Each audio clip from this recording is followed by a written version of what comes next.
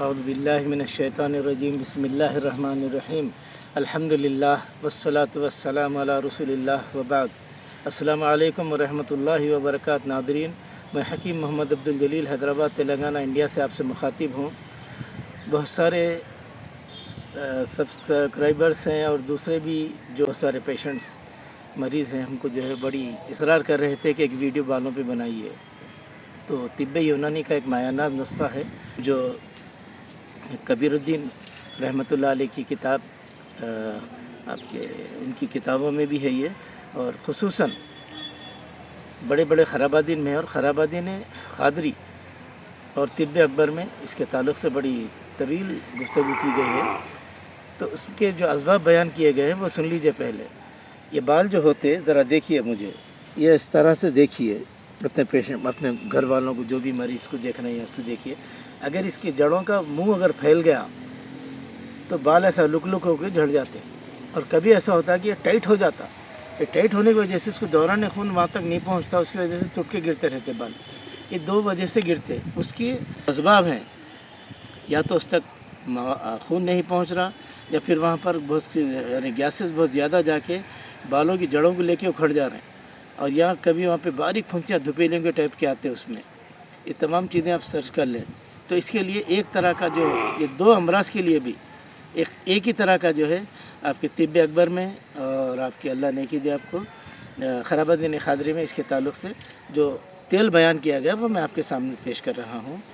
بسم اللہ الرحمن الرحیم۔ نسخہ اس طرح ہے: اخروٹ کے جھاڑ کی چھال جو لپیٹے میں آتی، لال کلر کی رہتی، دوا سس سے مل جاتی۔ میں حیدرآباد کے تناظر میں بات کر رہا ہوں کیونکہ یہ ویڈیو کہیں اور بھی جاتا ہے، تو ان کے لیے اب جہاں بھی 14 پوڑی کی دکان ہے یا دوا ساز کی دکان ہے یا پنساری کی جو دکان ہے وہاں پر جائیے۔ اخروٹ کے جھاڑ کی چھال، وہ چھال رہتی، وہ لیجیے 100 گرام، اور 100 گرام حب الاس ایک بیج ہے، اس کی فوٹو ہم آپ کو انشاءاللہ بتا دیں گے، اور تیسرا ہے آملہ۔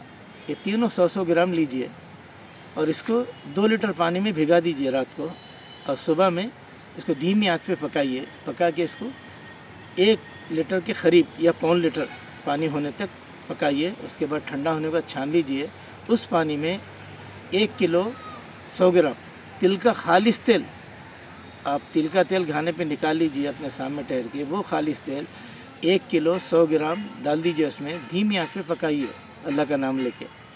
پکانے کے بعد پکتے پانی ختم ہو جاتا ہے، تیل رہ جاتا ہے، وہ رکھ لیجیے۔ الحمدللہ آپ کے بال جھڑنا، سفید ہونا روک دیتا۔ جو بال گئے وہ واپس لاتا، جو بال سفید ہو گئے اس کو رفتہ رفتہ سیاہ کرتا۔ یہ ایک عمر کی حد تک ہے، 60-70 سال کی عمر سے پہلے یہ طرح سے کرے تو آپ کو الحمدللہ یہ تیل کئی تیلوں سے آپ کو بے نیاز کر دیتا ہے۔ ڈینڈرف کو بھی جو ہے، بعض لوگوں کا ڈینڈرف بھی گیا اس سے، میں شرطیہ ڈینڈرف جاتا یہ نہیں کہہ رہا ہوں۔ یہ بہترین تیل میں آپ کو دیا ہوں، آپ اس کو استعمال کیجئے۔ یہ میری بیٹیوں، میرے نواسیوں، میرے پوتریوں کے لیے، میری چھوٹی جو ہے بچیوں کے لیے، سب کے لیے یہ تحفہ ہے، اور نوجوان لڑکے بھی لگا سکتے یہ تیل۔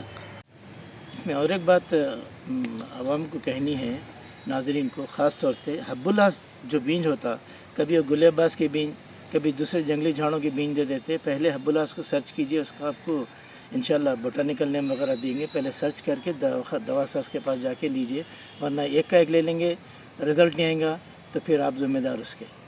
ہم انشاءاللہ اس کا بوٹانیکل نیم دیں گے، اس کی فوٹوز بھی آپ کو ڈال دیں گے، غور سے دیکھیے، تحقیق کر کے لیجئے۔